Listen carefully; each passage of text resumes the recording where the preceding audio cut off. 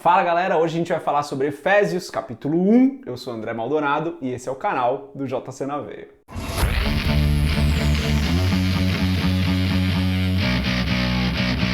No capítulo 1 de Efésios, o apóstolo Paulo fala sobre uma série de assuntos, fala sobre o amor de Deus em nós, fala sobre o nosso propósito como igreja, para o que fomos chamados, um monte de assunto interessante. A gente já falou um pouco dessa carta aos Efésios no vídeo de introdução. Se você não assistiu, se você caiu nesse vídeo aqui de Efésios 1 sem assistir o vídeo de introdução à carta de Efésios, recomendo que você assista, vai te dar um panorama mais geral aí dessa carta.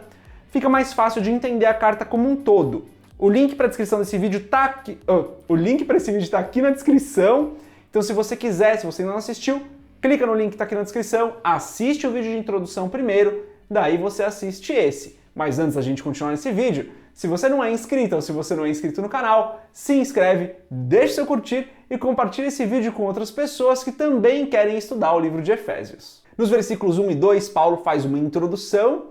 Já falei disso no próprio vídeo da introdução da carta, então eu vou para o versículo 3 aqui até o versículo 6, onde Paulo diz o seguinte: Bendito o Deus e Pai de nosso Senhor Jesus Cristo, o qual nos abençoou com todas as bênçãos espirituais nos lugares celestiais em Cristo, como também nos elegeu nele antes da fundação do mundo, para que fôssemos santos e irrepreensíveis diante dele em amor, e nos predestinou para filhos de adoção por Jesus Cristo, para si mesmo, segundo o beneplácito de sua vontade, para louvor e glória da sua graça, pela qual nos fez agradáveis a si no amado. Vou destacar alguns pontos aqui desse trecho de 3 versículos que me chamam um pouco mais a atenção.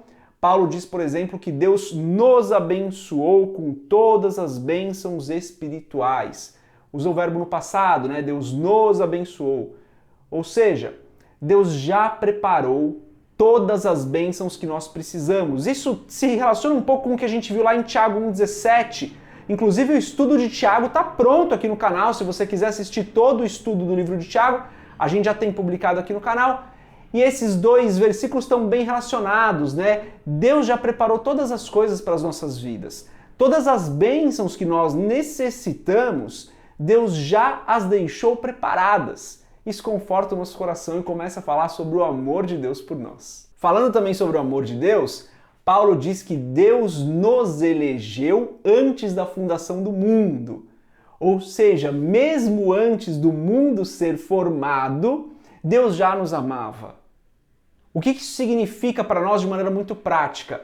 É que a gente não precisa disputar o amor de Deus. A gente não precisa fazer nada para que Deus nos ame mais ou nos ame menos. Isso não significa que nós não temos obrigações, isso não significa que nós não precisamos servir, precisamos fazer tudo isso. A questão é que o amor de Deus por nós não muda. Independente do que nós fizemos no passado, independente do que nós fazemos hoje, o amor de Deus não muda. De novo, não significa que as nossas atitudes não têm consequências. Não significa que a gente pode fazer o que a gente quiser e achar que vai estar tudo bem. Não vai. A questão é que o amor de Deus não muda. Quando você se torna pai ou mãe, você começa a entender isso, né? Por mais que seu filho faça besteira, o seu amor por ele não vai mudar. Claro que as atitudes dos seus filhos, dos nossos filhos, têm consequências para eles. Algumas consequências graves. Então, por exemplo, se um filho comete um crime, ele provavelmente vai preso. Isso é uma consequência da atitude, mas o amor do pai, o amor da mãe, não muda. Claro que estou generalizando aqui, né, galera? Não estou falando de situações específicas, de pais ou mães específicos. Estou falando generalizando aqui, então me entenda, por favor. O que eu quero que você compreenda com o que eu estou dizendo é: o amor de Deus para conosco não muda, ele já nos ama mesmo antes da fundação do mundo. Paulo também diz que ele nos predestinou para filhos de adoção por Jesus Cristo. Ou seja, em Cristo nós somos feitos filhos. Nós andávamos desgarrados, nós andávamos numa vida de pecados, nós andávamos submissos ao pecado e ao mundo, e então Deus, através de Cristo, nos resgata e nos adota. Também fala sobre o amor de Deus, sobre a obra que Deus fez, né? Deus fez várias coisas por nós, Ele já nos abençoou, Ele nos elegeu antes da fundação do mundo, falando do seu amor, Ele já nos predestinou para a adoção, ou seja, em Cristo nós somos adotados, nos tornamos filhos, nós que não éramos filhos, Nós que éramos estrangeiros, somos adotados como filhos. De novo, falando sobre o tamanho do amor que Deus tem por nós. E daí no versículo 6, a gente vê a finalidade de tudo isso, né? Tá escrito assim: para que fôssemos agradáveis a sino amado. Ou seja, Deus nos abençoou, Deus nos amou, nos resgatou, nos fez filhos, para que fôssemos agradáveis a Ele, para a glória dEle. Existe um propósito nessa nossa redenção, que é glorificarmos o nome do Senhor, agradarmos a Deus com as nossas atitudes, com aquilo que pensamos, falamos e fazemos. A graça de Deus, a gente já falou isso, né? A graça de Deus não é algo ocioso nas nossas vidas. Produz em nós frutos que agradam ao Senhor. Deus já preparou todas as coisas. O amor de Deus por nós é quase incompreensível.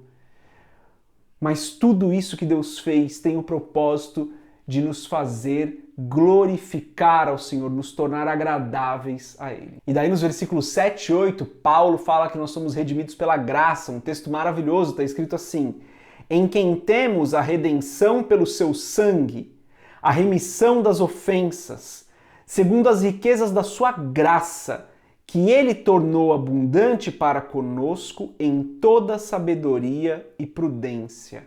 Ou seja, a obra redentora é de Deus, ela não é nossa. Deus fez todas as coisas para que nós fôssemos salvos. O preço dos nossos pecados foi pago com um sangue que não é nosso. E eu vou repetir essa parte. Os pecados eram nossos, o sangue que pagou o preço não é nosso. Olha o tamanho do amor de Deus por nós, que nos abençoou, nos amou mesmo antes da fundação do mundo, nos resgatou quando nós nos perdemos no pecado, nos estendeu a mão, nos adotou como filhos.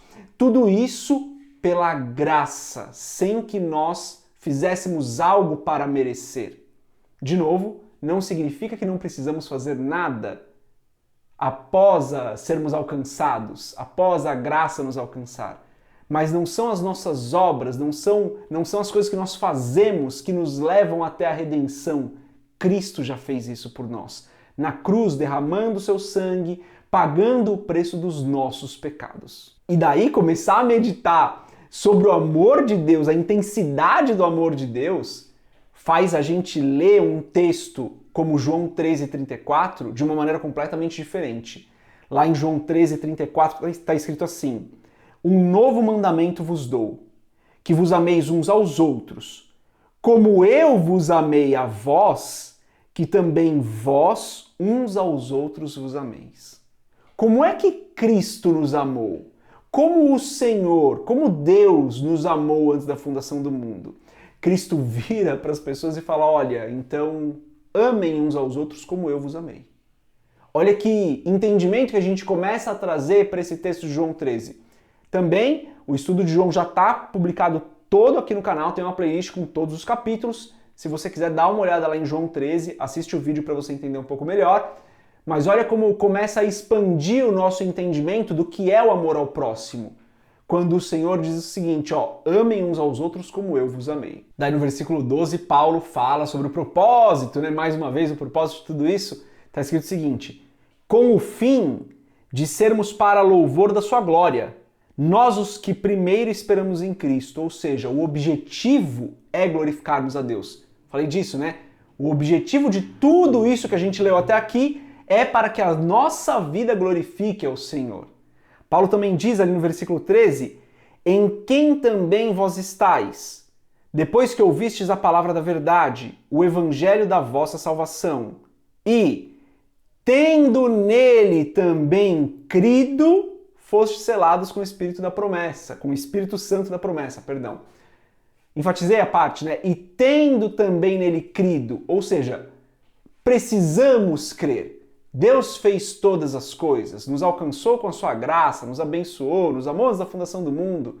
Nós precisamos crer. Existe uma parte aqui que é nossa, né? Sei que existe toda uma discussão aí, tá, galera? Até teológica sobre esse assunto. Estou interpretando aqui da minha maneira, como eu sempre digo, analisa tudo que eu estou falando aqui para ver se não vai contra aquilo que você acredita, se é realmente o que está na palavra.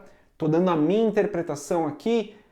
Na minha interpretação, eu entendo que Paulo está falando, olha, tem uma parte nossa, né? Nós precisamos crer. Deus já fez todas as coisas. Deus já pagou o preço do pecado. O amor dele por nós é infinito. Mas nós precisamos crer.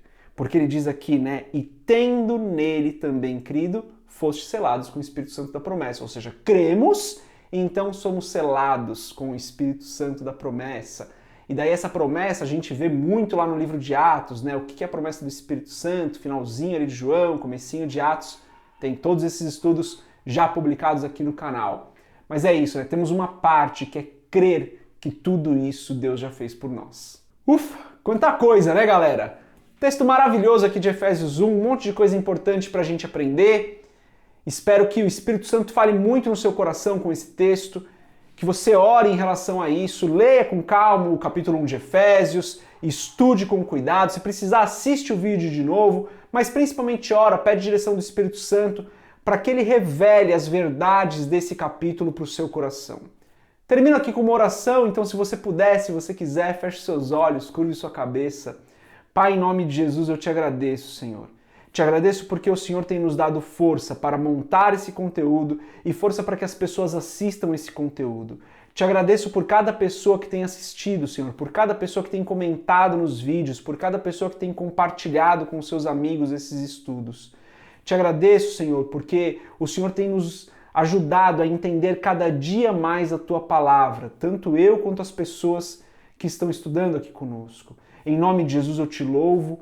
Peço que o Senhor nos dê entendimento cada vez mais profundo de que o Senhor já fez tudo por nós e de que a nossa vida é para a Tua glória, de que nós existimos para glorificar o Teu nome com as nossas palavras, com as nossas ações, com os nossos pensamentos. Fortalece-nos, Senhor, para vivermos essa palavra em verdade, em nome de Jesus. E se você concorda com essa oração, você diz amém. Galera, é isso. Acredito que agora estão aparecendo outros 2 vídeos aqui para você assistir. Deus abençoe a sua vida. Paz.